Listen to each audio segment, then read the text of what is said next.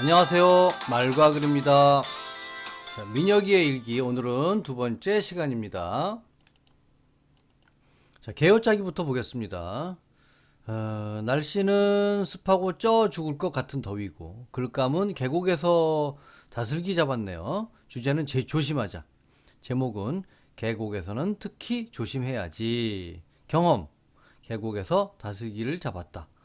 근데 생각이 다슬기를 잡아서 재미있었다. 뭐 생각이 이렇게 쓸 수도 있지만은 어쨌든 이거보다는 뭐 재미있다 없다 정도 말고는 좀 더 다른 생각을 했으면 잡아서 재미있는 건 너무나 당연하잖아요. 그러니까 좀 더 다른 생각을 해보라고 이 얘기를 했습니다.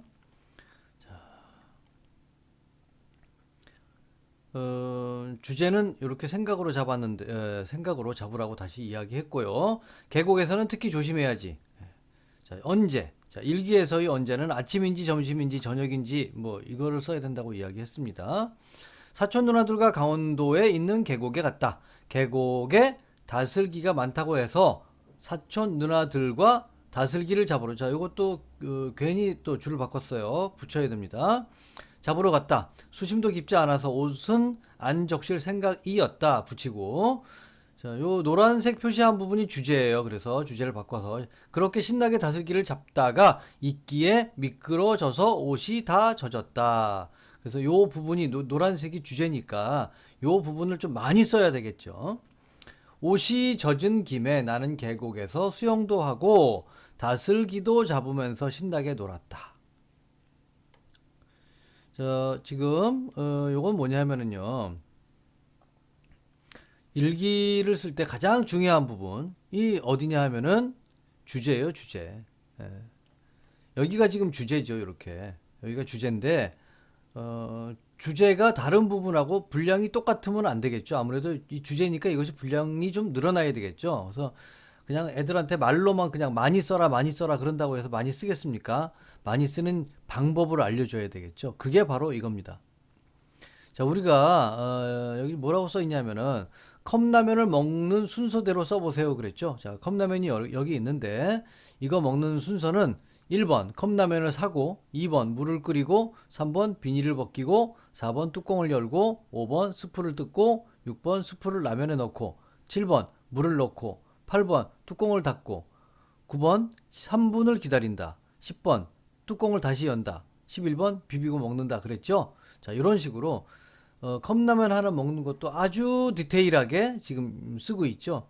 주제 부분을 이렇게 컵라면 먹는 것처럼 아주 세밀하게 쓰고 그렇지 않은 부분은 설렁설렁 쓰면은 그렇지 않은 부분은 분량이 작아지고 대충대충 읽게 되고 주제 부분은 아주 꼼꼼하게 읽게 되는 거죠.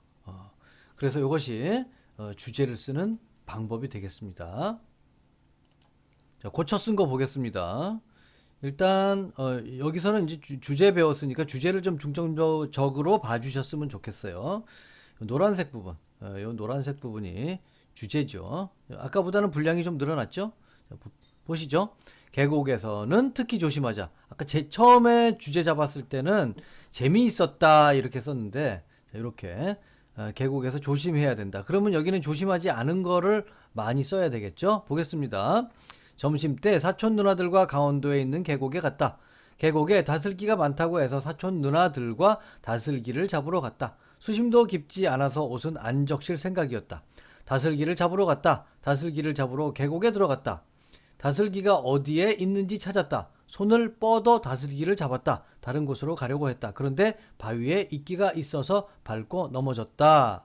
다음부터는 계곡에서 놀 때 조심하면서 놀아야겠다. 그러면서 조심하지 않은 거, 이 부분이 아까보다는 분량이 좀 늘어났네요.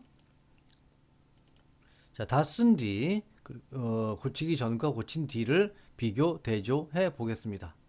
자, 이 부분에서는 요 노란색 부분, 주제 부분이 짧죠. 여기서는 이렇게 색칠한 노란 색칠이 있는 부분이 좀 많죠. 그 다음에 여기서는 시간이 없는데 여기서는 시간이 들어가 있죠. 점심때라는 시간이 들어가 있고 세로 이렇게 굵은 글씨로 이 부분이 추가됐습니다. 항상 이러한 과정들을 거쳐야지 내가 뭘 잘못 썼는지, 무엇을 제대로 다시 고쳤었는지를 알아야지 글이 발전할 수 있겠죠. 자, 다음.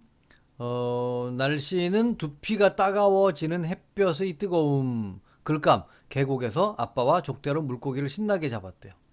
자, 주제가 뭐냐면은 엄청 재미있어서 다음에 또 가고 싶다. 자, 요거는 뭐냐면 애들이 주제 잡는 거를 되게 어려워해요. 그래서 사건의 결과를 쓰고 그 결과의 이유를 쓰고 그 이유에 따른 주제를 이렇게 잡았습니다. 재미있어서 또 가고 싶대요. 애들은 아직까지는 이렇게 생각이 깊질 못해가지고 재미있다, 뭐 재미없다, 그냥 뭐 화가 난다, 뭐 요 정도만 잡아요. 좀 공부 좀 많이 해가지고 생각이 좀 깊어졌으면 좋겠습니다. 자, 제목 가평에 있는 계곡에서 아빠와 물고기 잡은 날이네요. 자, 이 제목만 봐도 내용을 알 수 있겠죠. 아, 아빠하고 재밌게 놀았구나, 물고기 잡으면서. 자, 사건도 처음, 가운데, 끝 이런 식으로 나누었어요. 요 가운데 부분이 분량이 제일 많아야 되겠죠. 자, 이러한 경험에 따르는 생각은 다음에 또 계곡에 가서 아빠와 물고기를 잡고 싶다고 하고 있네요. 자, 주제가 참 중요한데요. 주제 아이들이 잊어먹을까봐 원래 여기다 쓰면 안 되는데, 자, 그런 형식이 중요한 게 아니고 아이들이 제대로 글 쓰는 게 더 중요하기 때문에 그 형식을 좀 무시하고 이렇게 주제를 여기다가 이렇게 써놨어요. 요거 보고 항상 여기서 벗어나지 말라고. 제목은 가평에 있는 계곡에서 아빠와 물고기를 잡은 날입니다.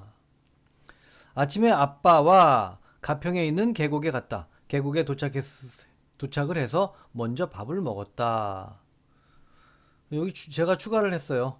밥을 먹으며 아빠와 함께 물고기를 잡기로 했다. 밥을 맛있게 먹고 12시 정도까지 기다렸다. 시간이 지났죠? 그러니까 여기서는 줄을 바꿔줘야 되는 겁니다. 뭔가 바뀌어져요. 엄마 이야기를 하다가 아빠 이야기로 넘어갔다? 그러면 줄을 바꿔줘야 되고. 장소의 이동. 뭐 내 방에 있다가 거실로 나왔다. 장소가 이동됐죠? 그러면 또 줄을 바꿔주고. 또 뭐 쓰는 사람 이 뭐 생각이 달라졌다. 그러면은 또 줄을 바꿔주고. 자, 이런 식으로 여기서는 12시 정도 기다렸다. 그래서 기다리니까 어떻게 됐어요? 해가 뜨거워졌어요. 그러니까 이때는 줄을 바꿔주는 게 좋습니다. 물에 들어가 족대로 아빠와 물고기를 잡았다. 잡으려고 했다가 아니고 잡았다. 물고기가 많이 없어 보이기는 했지만 일단 해보았다. 나는 돌을 들추고 아빠가 족대로 잡았다.